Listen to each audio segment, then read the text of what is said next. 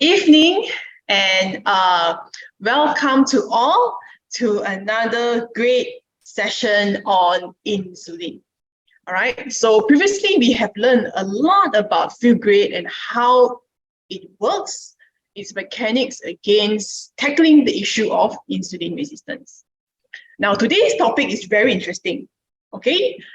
Because insulin resistance is a very broad topic, right? So many times people assume that food is all to it when it comes to insulin resistance, okay? But there are some underlying factors that may be a culprit behind the increased sugar or increased insulin, but it is being masked or is being camouflaged as something else. So this is the reason why many people, even though they're insulin resistant, they cannot really find the root cause. And even though doing interventions and cutting off calories and eating lesser, they still are unable to find a solution to help them to achieve their health goals. All right, so today we're taking a bit of a different perspective and we will look into this controversial topic and to shed more light into a different perspective. All right, so give me a moment as I share my screen. Okay, so like I said, right, look at the food that we have, right, especially if you are staying around this Southeast Asia region. We cannot deny the fact that the amount of food that lay before us, we have pampered with so many variety, and they are very flavorful. And oftentimes, the food and the type of food that we all enjoy to eat are food that are high in fat, high in sugar. And if you have not eaten dinner, then this would really distract you for a bit, right? Okay, so no doubt, I will not disagree to the fact that one of the main driver of insulin resistance is your food. The type of food and the amount of food does contribute, and it is a contributor behind high sugar and insulin levels. But a very crucial question to ask is this: is food the only cause of insulin resistance? Something to think about. Now, this is an illustration of a car, all right? So we know that what does car rely on to move? It's fuel, right? It's the main thing that we have to put every week. Without it, our car is unable to move. But many times, people, because they don't, petrol is the main thing that they do every week. But there are other parts of the car which is just as important, such as battery, tires, and coolant, which also sustains the car. And without these components, your car would be unable to function, right? It will not be a functional vehicle. So like the same to our body. Okay, the main thing we always think about when it comes to metabolic health is insulin. The culprit, whatever, is insulin. Yes, it's true. It's like our petrol. But just because we don't always charge our car battery, we don't always change our tire or our coolant, does that mean the other parts of our body is not important? That's not true, right? We don't service them as much, but that does not mean that they are not important. Okay, in fact, they are just as crucial to ensure that our car functions well. So the same illustration also applies to our body. Insulin is the core hormone. Of course, it is the main one, all right? But there are other subcomponents that even though we don't service them on a regular basis, they are more neglected in a sense, all right? Which is our vitamin and minerals, because they ensure that our body can use insulin properly. Now, but this is a topic that not many people can relate to, because they think that vitamin deficiency will not happen to me because I am not in a third world country. I'm not in Africa or in other parts of the world where we have difficulty to find food. In fact, my situation is the total opposite. I am surrounded with abundance of food. I look left, look right, go down, straight away you can find what you want. And in fact, I don't eat little, I eat way too many meals. I don't only eat one meal, some people eat 3 to 4 meals, right? And because of this, they don't think that vitamin deficiency, it never even crossed their mind. It is even important to them. But the quantity of food that you take does not reflect the same with the quality of food. No doubt you can be eating a lot of food. You can be eating 5 times a day, 6 times a day. You can be eating chicken, protein for that matter. But the quality, are you really getting nutrients? And is this really nourishing you? You can eat a lot. However, what you eat has little to no nutritive value. Why do you think I say this? Because one of the major change in our environment, which is climate change and soil erosion, has produced poor quality crops. Right? We're talking about the healthy stuff here. I'm not talking about the things like junk food and all that. Okay, that is a different story. But I'm talking about vegetables and fruits that are supposedly nutritious to us, even though we're eating this on a daily basis. Science have shown that due to the high carbon dioxide that's in our environment, it has led to a decline up to 25 different minerals in plants as per the past decade. Climate change is not going to get any better. So this is only going to make things worse, and that further compromises the nutritive quality that's found in our food. So nutrition is one thing, but the composition of the food that we eat is also another matter. We eat things that are likely high in fat, okay? And most of the things that we eat anyway out there is all high in fat, all right? That makes it palatable for us to eat, and hence that also sabotages our internal insulin regulatory system. So true, yes, you eat, but you have to ask yourself these questions. Are you really feeding your body? Eating does not mean that your body is nourished, right? And most importantly, can your body absorb and utilize these nutrients? You can have a battery, right? But if the car cannot access the battery, it cannot use the electric supply, then what's the point? So the same concept applies to our body, where our nutrients has to be able to be utilized by our body. So don't only focus on the fuel source, even though it is very important. But what could be causing you underlying problems, or you are always facing a roadblock or a very stubborn standstill in your current health goals? It could be due to these other components that is making a problem. So it could be any of these aspects that could be causing you have a persistent problem. Now, insulin management covers several different areas. So the most important thing, the fuel source is fuel grade, right? Because I've talked about fuel grade a number of times before this, so I think everyone more or less have an idea about what it is.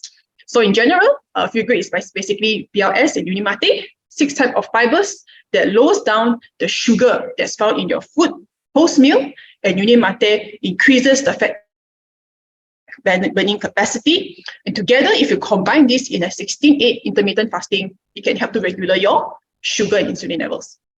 All right, I won't go into this in detail today, but this is very important. Please be on this if you have not started already. Now, the other ones that I want to talk about is this. Vitamin D, calcium, magnesium, all right? Vitamin C and omega-3. So it's very surprising, right? I think, oh, really? People wouldn't even relate all this to insulin management. So let me show you how. Okay, the reason why I cluster vitamin D, calcium, and magnesium together is because both 3 of these vitamins are like best friends. They cannot coexist without each other, in a sense. Why? Okay, we talk about vitamin D first. So vitamin D is needed in order for calcium to be absorbed. Without vitamin D, calcium cannot be absorbed by the body. So according to research, it says that if our body has low vitamin D, we can only absorb 10 to 15% of calcium. But if our vitamin D supply is sufficient, we are well fed, calcium can increase up to 30 to 40%. So there's a good 3 to 4 times of increase if you have vitamin D. So what does calcium and magnesium do? Because we see them always together, especially when you talk about bone health, right? Muscle health, most of the time we always talk about them. So calcium and magnesium, they play a very interesting role. They balances each other. Calcium will make sure that magnesium will not have too high magnesium or too low. And magnesium will make sure that you will not have too much calcium in your blood, because this can be dangerous. It can cause things like kidney stones and things like that. And magnesium also ensure that, calcium can be shuttled into your bone. So you need to have both of these. If you cannot regulate either of these, there will be hypo or hyper, too much calcium or magnesium in your bloodstream. So the relationship does not end there. Magnesium and vitamin D also have an interesting relationship where magnesium would activate vitamin D. Because when we eat vitamin D, it is not in its activated form. So it has to go into our body, it has to be converted through an enzyme, and magnesium plays a very important role to convert the vitamin D into something that our body can use. So do you see the intricate relationship between three of these vitamins and minerals? And why you can't deprive yourself of either one of these, as it will cause a chain reaction in all of the processes in your body. Now, you sure will be wondering, so what does this have to do with insulin resistance? Okay, Claudia, I'll go straight to the point. Now, there is. Okay, in fact, study shows that individuals who have type 2 diabetes, obesity, cardiovascular disease, high blood pressure, and metabolic syndrome are found to have a high association of low levels of vitamin D, calcium, and magnesium. So they find studies after studies, individuals, and they scan the profile, and they find that they have this very consistent pattern in their nutrition deficiency. So scientists are beginning to wonder, what is the mechanism behind this and their, diabetes state? So they actually find that there is a form of relationship in the pancreas. So for those who don't know, pancreas is the main organ that produces insulin for us. So if we microscope it, we just zoom it out, this is a picture of a pancreas cell. Now, so I'm going to show you an illustration. So after eating food, any kind of food, immediately there will be sugar, right? So sugar will enter into the pancreas cell. So there in your pancreas cell, there will be magnesium. So like I said, magnesium will balance calcium, right? So when magnesium senses that, oh, okay, we don't have enough calcium here. So what it does is that it will open the channel, okay, open the receptor site in the pancreas, and it will ask calcium to come in. Okay, it will ask calcium to enter into the pancreas. Why is this important? Because magnesium without calcium, it will not be able to produce insulin. So magnesium, it needs calcium. Okay, so together it will help to produce, your pancreas to produce this thing called insulin. So both of these are very crucial in the action of your pancreas cell. Now, where does vitamin D play a role? Okay, I don't see anything here. So vitamin D may not participate in this action, but in the surface of our pancreas cell, there are vitamin D receptors. So they found that there are vitamin D receptors, and what it does is that it actually boosts the overall function of the pancreas cell. So it boosts its effect, it makes your body a lot more sensitive to the action of insulin as well. Not only in your pancreas, but especially things, major sites like your liver and your muscle. So if these sites are sensitive, it can take sugar more, so there will not be excess sugar that's floating in your bloodstream, which is very important in terms of controlling your sugar levels. So collectively, three of these nutrients, they play a very important protective effect to your pancreas. They are responsible for helping your pancreas, okay, to produce and release insulin, and they contribute to enhance insulin secretion. Okay, this is more for the health of your pancreas, because if your pancreas cannot produce insulin, that is very dangerous. So it helps your pancreas to be able to produce that in a natural state, improve your pancreatic cell function, and it also improve insulin sensitivity and help to overall manage a person's or a bodily function of insulin. So now do you see that these are the underlying mechanism behind the vitamin and minerals that are in our body? Now, Okay, this is very important. I want to touch about this because the data may surprise you. All right. So vitamin D recommendation is 600 IU per day. But actual intake of most people here, okay, especially Southeast Asia, we are very behind recommendation. We are only taking 200 IU a day. Okay, and we're not going, even though we are in the equator, we have bright sunlight, but unfortunately, we don't go outdoors as much. So we are very much deprived. Calcium recommendation is 1,000 milligrams. In reality, we are only taking 357 milligrams. This is only a third of recommendation. So do you see the relationship and why people are having so many health problems nowadays? It's because we are severely under supply. In fact, up to 50% of the population are deficient. 50%. Vitamin D and calcium are one of the most deficient nutrients in the world, actually. Right? So this is something to pay attention to. So just to show you again this illustration, if you have just lack of one, for example, magnesium, it's going to affect your vitamin D. Okay, you cannot activate your vitamin D, right? So once your vitamin D is not present, it cannot absorb calcium in the body. So do you see? Once you are deficient in one nutrient, it's going to affect the whole thing. So it's very important that you are well nourished. Okay? So, ladies and gentlemen, if you have not already started Bone Fortify, I highly, highly, highly recommend you to be on it. You don't have to be old, okay? To be 40 or 50 years old, have bone problem when you think about it.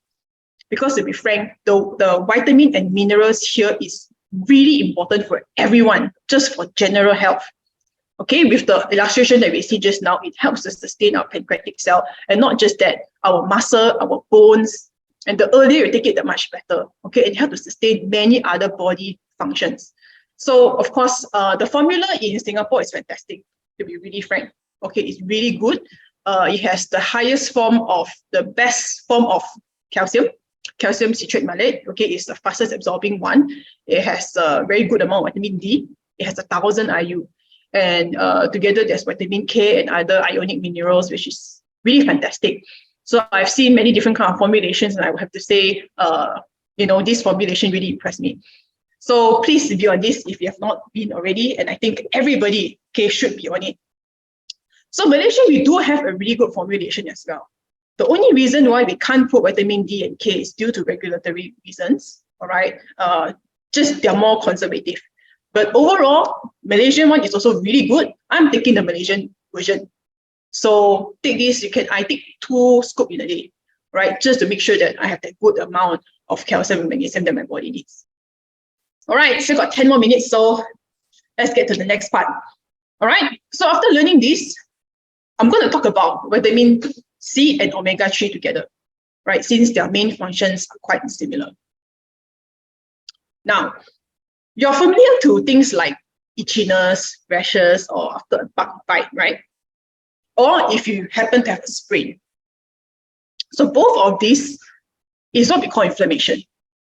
In fact, we have also experienced this externally in our body. Whenever there's pain, okay, when there's itch, swelling, this is a kind of inflammation. So diabetes is very similar to this. The only difference is that this is happening in your body.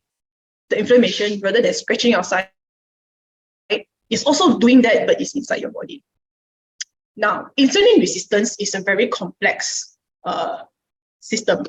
All right, once these things is increased, it will cause inflammation to spread all over your body, in your fat cell, in your skeletal muscle, and your liver. So this internal inflammation is going to eventually distort and affect the proper functioning of your insulin receptor. So insulin receptor is present in all of your cells. It is the main way in which insulin can be taken into your cell. So if this receptor is not working very well, your body will not be able to utilize insulin, and it's only going to make insulin resistance worse. Okay, and it also will decline the overall function of insulin that's supposed to be performing in your body. So there's a lot of evidence behind inflammation in diabetes. Okay, it's one of the most long established science behind the deterioration of diabetes. So what is the source of inflammation? Of course, in our body itself, if we have high insulin and high sugar, it's already a major factor. But there are other external factors that worsens this current situation. So one of them is the oil, the food that we take.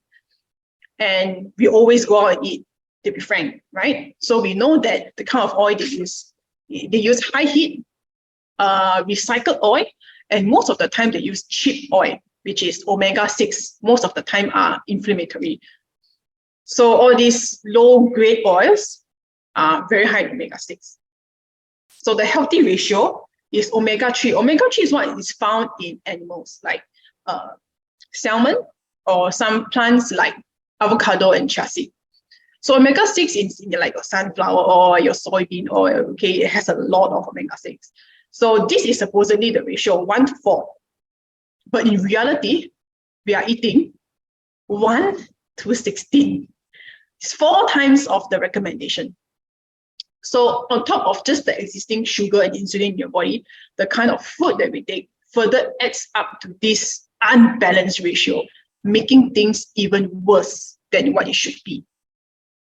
Not to mention, we are surrounded with all kinds of air pollution, soil contamination, water contamination, and all these external factors will further worsen our body's immune system. It will start to cause our immune system to go haywire. We are so much more prone to diseases, allergies, and so much more. So all these are part of this big picture of what we call as inflammation. So in order for us to solve this, we need to have products that can directly tackle the root of the problem. So what we have here is 2 of these, which is one omega-3 resolve and second is biosyn. So omega-3, I did do a lot of reading on this, and there is some association about how it can reduce inflammation, especially for those who are diabetic and those who have insulin resistance problem through the mechanism of anti-inflammatory. So in Omega Life 3 Resolve, we have 1,000 milligrams of EPA and DHA, all right, the highest quality omega-3. And this is what makes our formula different from other competitors because we have added this wintergreen, L-arginine, and vitamin E. And they do it in a very precise formulation. And this formulation is unique to Unicity that supports proper gene expression. So this is where the whole patent about genome-ceutical technology came about. All right, that's unique to us. We have patented it. Okay, we even published it online. So why is this so good? Is because it's able to produce 10 times more resolvins. So resolvin is the main reason why omega-3 can produce this anti-inflammatory effect. So you can have for competitor brand, for example, they can have 1,000 milligrams, but they may not be able to produce 10 times more resolvins. They only can produce 1 time, for example. So because of that, the overall action of putting your inflammation down can be affected a lot. So we want to have something that can produce the resolvins for us. And this is what make it really special. Last but not least, you have vitamin C, okay, because usually insulin-resistant body is very lacking in antioxidant. So vitamin C is very good for that. We use 4 different vitamin C, 4 different formulations that is specially designed to be released at different rates. So it can give us a sustained release of vitamin C. And we have also come out with a specific dosage that can enable our body to absorb everything efficiently at a go. All right, so we have produced it in a way that our body can utilize it completely and it can be efficient to our body. So in conclusion, what have we learned today? Okay, we have learned that no doubt insulin is very important and tackling on food is something that we should all take into consideration.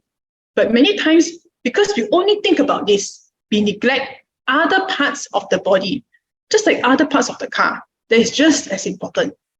And these deficiencies could be the reason why our health is not where it should be, why are we facing some problems, and why is it that we are still not achieving the health goal that we want.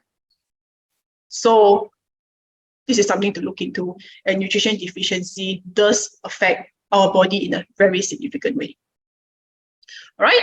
So last but not least, okay, this is how it should be, right? In fact, we cannot just be on feel great only. All right, feel great is really okay, it's really good for the first few months to see the result. After that, you have to sustain. Your body needs many different nutrients to sustain itself, and we're looking into long-term health goal. So this would be the recommendation for everyone in the long run. Okay, thank you very much for your time today. I hope you're able to absorb and understand what I have shared with you today. Okay, so we are opening this time for Q&A. So if there's any questions, you can type first. But I do have some preliminary questions already. Okay, so give me a moment as I catch my breath, all right?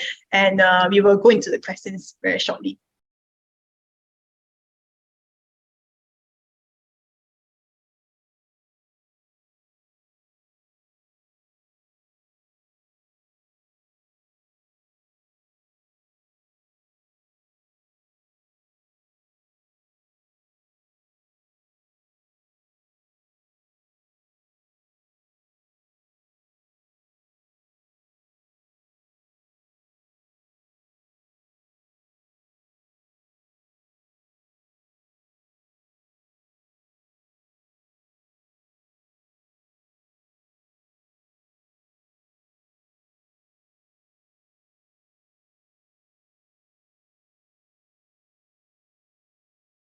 Okay, so right, let's go right into question and answer. So you all can continue to, if you think of anything you want to add on, or if there's any curious question that you have, please feel free to type in the chat box. Okay, before I answer all this, as I give you time to also think about what you want to ask, I do have two questions here. So the first one is about weight loss stagnancy. Okay, in fact, both of them are similar.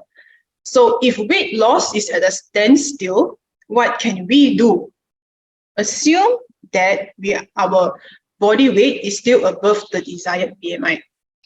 Right? I think this is quite a common question, and something that that people would eventually come into also. Now, first of all, we need to understand that weight loss itself is not as simple as just calories in and calories out. All right, it's not as simple as just the food that you take. There are many other factors that will drive it. So number one, we have learned all about nutrition deficiencies today, right? So we learned about how if you don't have one nutrient is missing, it's going to cause the other nutrient, and the other nutrient is going to cause the other nutrient. So nutrition deficiency is a big problem, and it is one of the underlying factors why we are unable to utilize our carbohydrate source so effectively, why our body is unable to burn fat effectively as well. It's one of the major factors. So we have to evaluate our nutrition status, number one. And number two, your toxin load. Okay, how much toxins you have, what is your toxins ingestion, how much toxin that is in your body, because all these things will hinder, it will be absorbed into your fat cell, and will also hinder your metabolic rate. Thirdly, we also have to evaluate how about your gut. Is it functioning okay? Your liver, and of course, stress is also another big factor we need to look into. And assuming that if you are of a higher BMI, okay, if your BMI is in the unhealthy range, okay, because of your bigger stature, generally to lose weight is easier. But once you are in the healthier, if your body is in that healthy BMI, to lose weight is going to be a little bit harder really. Okay, so of course, once you are there, all these factors that I said before can help you. If you evaluate all these things, it can help you to reverse some of these problems. And next, okay, there are other products that can also help to boost your existing metabolic rate. So this is why next 2 week session is going to be really interesting, because I'll be talking very specifically about this problem. Okay, about how we can elevate the effects of feel great, especially those who have a stagnancy issue or other underlying problem. So there are things, okay, in short, I'm just going to review it to you. Things like CoQ10. Okay, you want to have nutrients that can boost your mitochondria. So like CoQ10, spirulina, okay, those are called by B vitamins, and especially your protein intake. So all these things have to be taken into consideration. So I can't give you like a straight away answer, right? Because I have to evaluate. And most of the time, I will need to have a personal consultation to know exactly what would be your problem. So in short, there can be many factors that can be contributing to this. So the first thing you can look into is nutrition deficiency. So make sure that you are covered with the basic vitamin and minerals. All right, so that would be a good place to start. Secondly, it's also the same thing, weight not going down, but body fat increase. Okay, so things like this also can happen. So I also need to assess this person's BMI. Are you in the lower end? Are you the thinner side? And as I said, people who are thinner side, your body tend to reserve the weight. So it's harder to lose. And especially if you're on this, some people, they will lose muscle mass, but they will gain fat instead. So in order for them to reverse this, first of all, they have to build muscle first. They need to build muscle, and then only they can lose that fat. So for this person, it's the other way already. So if that's the case, you have to look specifically into the food that you take. Okay, the composition, are you well nourished? Like I said, can your body utilize the nutrients for you to be able to build muscles? Okay, and in certain cases, you will be required to do some form of resistance training just to build up and to expand a bit of that muscle and to bring the body fat down. Okay, so these are possible things, and I will also need to know whether you are still on intermittent fasting. So these are the several factors I will look into as we go into this topic of weight stagnancy.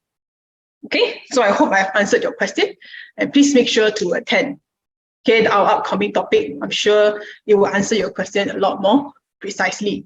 All right, okay, on top of that, I have two more questions here. Okay, so Sun An Huan and Michelle saw us roughly the same question. So when is Bone Fortify Resolve coming to Malaysia and Omega-3?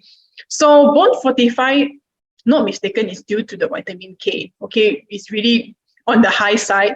So as you know, our regulatory department, they are very conservative. They hardly change their standards, and to change one standard is going to take a really long time to achieve that. So I don't have any promises on that. But our current calcium magnesium is actually quite good as well. It has high amounts of calcium per serving. I do take this twice a day, and I find this to be really good for me as well. So in Malaysia, continue to take calcium magnesium. It produces the result that your body needs as well. So omega-3, new one coming, I have no idea. Or I really do not know when it's going to come in, but we are pushing for an alternative for all Malaysians. All right. Okay, why do heart patients very worry about calcium when they are taking cardio medication? I think maybe they have this association that calcium may increase heart rate, because calcium is one of the contraction for muscle. So yeah, for some patients, depending on their situation also, for those who have a heart patient, if they're on a very vulnerable side, of course, consuming supplements, they have to consult their doctor, because they will be on certain medications as well that's going to affect their heart rate. So if that's the case, best to still revert. But for individuals who generally don't have arrhythmia, problems with heartbeat and things like that, taking calcium shouldn't be a problem. Talking about, if you don't have any heart problems in general. But, if you're taking cardio medication, then definitely you have to talk this with your doctor. All right. So if we reduce to a weight that becomes standstill, what can we do? Yeah, I've already answered this question just now. Yeah, I hope I've answered you. If not, then next 2 weeks, yeah, you'll be able to understand this a lot more. Okay, so E and HST help with insulin. Fast Life E, yes. Okay, because Fast Life E immediately just gives you the physical energy. So it will boost your mitochondria, the power hub of your cells. So that does. Nature's T help in a more indirect way. It helps you to eliminate toxins. So that indirectly does also help to enhance insulin function and to clear all the excess insulin in your body. Right, great question. How can someone with low blood pressure use Fubrate? First of all, we have to know why is this person having low blood pressure. Okay, is it due to any underlying medical condition? So if this person's low blood pressure is not due to anything really serious, it could just be due to a temporary decline in their red blood cell count. And if that person were to take iron or to even take more iron-rich food, in this case, if the blood pressure can be stabilized, then of course taking uni mate could work for them. All right, so then again, it really goes down to the root cause. If it is a serious cause of low blood pressure or just a mild kind. If it's just mild kind and taking some supplements could help, then probably this person would be able to be on field grade. But if it's not, then better consult with a medical professional. Yeah. Okay, so Sun An Wan has this question: the vitamin C in matcha green tea help with insulin? You mean the vitamin C in our Bio Life E? Okay, whatever nutrients that have in that. Okay, yes, we do have, to boost that, but the dosage is not going to be enough. All right, you need something to be above, to be at least 300 milligrams to be able to give you the kind of anti-inflammatory effects. So just by drinking the Bio-Life, that kind of vitamin C is not going to be enough for the whole body. All right. Okay. So, yep. Looks like that is all to our question. All right. Okay, still got another one. I can still take, no worries. Okay. I saw these slim dog ads using a vibrator strap to the belly. Okay, claim it can burn fat. I always wonder with intermittent fasting, it took us too long to burn fat. What's your opinion on this? Okay, first of all, vibrator strap on belly, I think I've seen this before. Okay, some of them is like a heating machine. I've seen heating machine, they claim to like produce lots of sweat. And then from there, it could slim down your tummy. And vibrator strap, I really do not know how their technology goes. You just be massaging. So, I really do not know about this effectiveness. Okay, I'm pretty sure there wouldn't be much scientific literature on this. So I really cannot comment. All right, but other than this, for intermittent fasting, as for field grade protocol, okay, we have the science.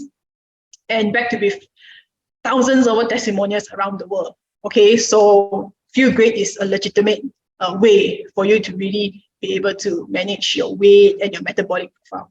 Okay, so I would say that, yeah, field grade is effective in that sense. All right, and we are legitimate. So infrared sauna helps with burning fat. Yeah, actually sauna is good. All right, if you're looking into weight loss, yeah, if you have the time, going in for a short amount of time, it does help. It's really good to detoxify as well, increase blood circulation, increase metabolic rate.